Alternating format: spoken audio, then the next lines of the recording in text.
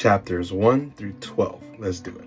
We've made it to the third and the last synoptic gospel. Now remember, synoptic gospel just means that these are three accounts that just all kind of blend together. They all essentially say the same thing. They're all directed to the same point. They share a lot of the same symmetries. They actually would have probably used each other as source material to figure out the stories. The distinction with Luke is that Luke was not one of the apostles. He was not one of the disciples that walked away with Jesus, just like Mark. Mark wasn't a disciple or one of the apostles that was appointed by Christ.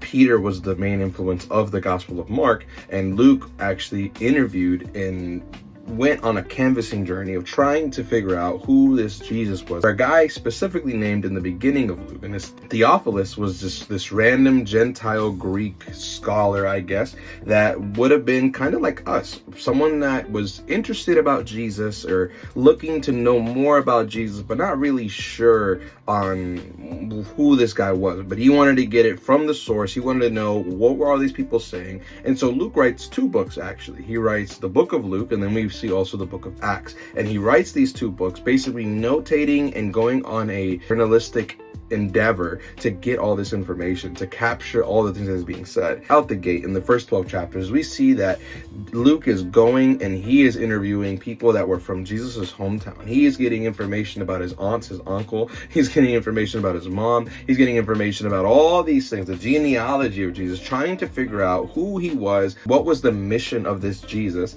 and, where did it start? And we capture something very clearly, is that Jesus's mission was something that had divine inspiration and divine instruction painted all through it. And as the journey continues and he leaves, after getting baptized, after going back home and spreading the word and spreading the news of who he is, he goes on this, basically the Sermon on the Mount journey. After he preaches that journey, that's where his journey kicks on, going to Jerusalem. And he starts going through all these signs, miracles, and wonders, and we see a lot of the same things happening. Now, we get different glimpses about how Jesus would have interacted and dealt with people. He wasn't just sitting there preaching at them and talking to them and making them follow his way. Oh, you have to just not do what I'm saying. No. He had 70 disciples that he had sent out that had lived and acted on what he had taught them. And he said, go out and do these things. He was teaching them a new way of living, a new lifestyle, so to speak. Not one that is tethered to the religious customs of his time,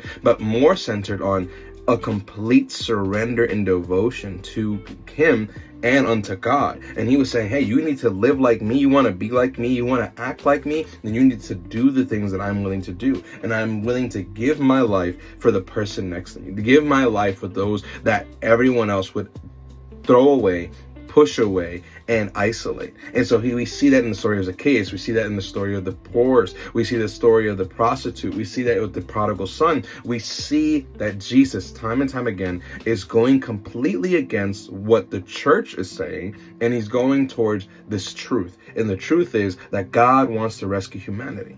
That's all I have for you guys today. Catch you on the next one.